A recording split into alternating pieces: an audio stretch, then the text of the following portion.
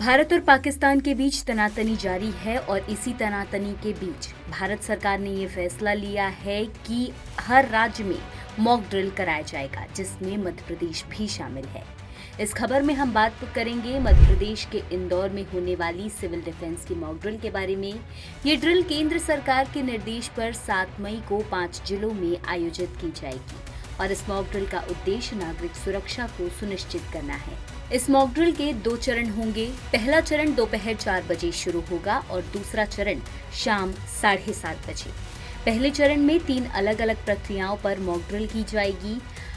आग लगने पर सर्च और रेस्क्यू ऑपरेशन, अगर किसी इमारत में आग लग जाती है तो बचाव कार्य कैसे करना है, इसकी ट्रेनिंग दी जाएगी।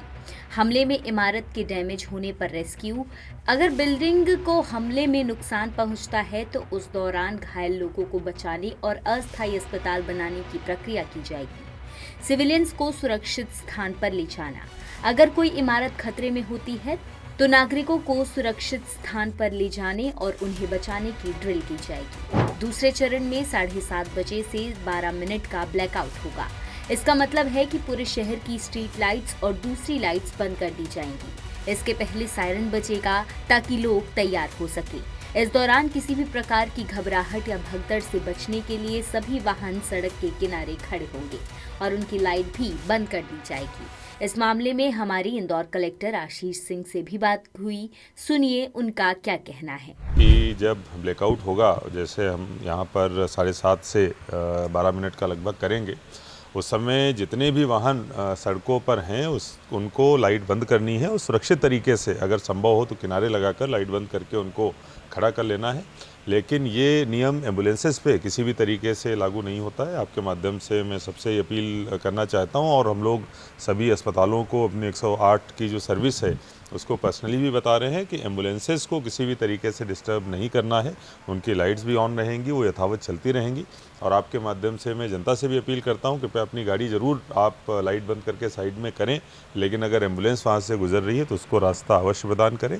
इसके साथ साथ जब ब्लैकआउट होगा तो घरों में अगर हमारे कोई इमरजेंसी लाइट या इन्वर्टर या जनरेटर आदि की व्यवस्था अगर है, अगर उससे हम लोग लाइट ऑन कर रहे हैं तो कृपया घर के पर्दे आदि अवश्य खींच दें, उसकी मॉक ड्रिल अवश्य कर लें, जिससे कि लाइट जो है वो बाहर से ना दिखे। बता दें कि इंदौर को इस ड्रिल में शामिल करने की भी खास वजहें हैं। यहाँ कई महत्वपूर्ण संस्थान हैं, जैसे कि RRK, जहाँ संवेदनशील तकनीकी काम होते हैं, महू का आर्मी वॉर कॉलेज, जहाँ हजारों आर्मी अफसर ट्रेनिंग लेते हैं, BSF की फायरिंग रेंज और कमांडो ट्रेनिंग सेंटर, जो सुरक्षा के लिहाज से बेहद जरूरी है। यहाँ IIT और IIM जैसे प्रमुख शैक्षिक संस्थान हैं। इंदौर मध्य प्रदेश का व्यवसायिक और सबसे व्यस्त एयरपोर्ट भी है। तो दोस्तों, इस मॉक ड्रिल का उद्देश्य केवल सुरक्षा की तैयारियों का परीक्षण करना है, ताकि किसी भी आपातकालीन स्थिति में प्रशासन और आम लोग बेहतर तरीके से तैयारी कर सके। कलेक्टर ने सभी नागरिकों से अपील की है कि वे इस ड्रिल को गंभीरता से लें, लेकिन घबराएं नहीं, क्योंकि ये सिर्फ एक अभ्यास है। इंदौर से विशेष संवाददाता संजय गुप्ता की रिपोर्ट। लेटेस्ट, इन्वेस्टिगेटिव और इन डेप्थ खबरें देखने के लिए ज्वाइन कीजिए द सूत्र का व्हाट्सएप चैनल, सब्सक्राइब कीजिए यूट्यूब चैनल, लाइक कीजिए फेसबुक पेज और पढ़ते रहिए वेबसाइट www.dasutr.com।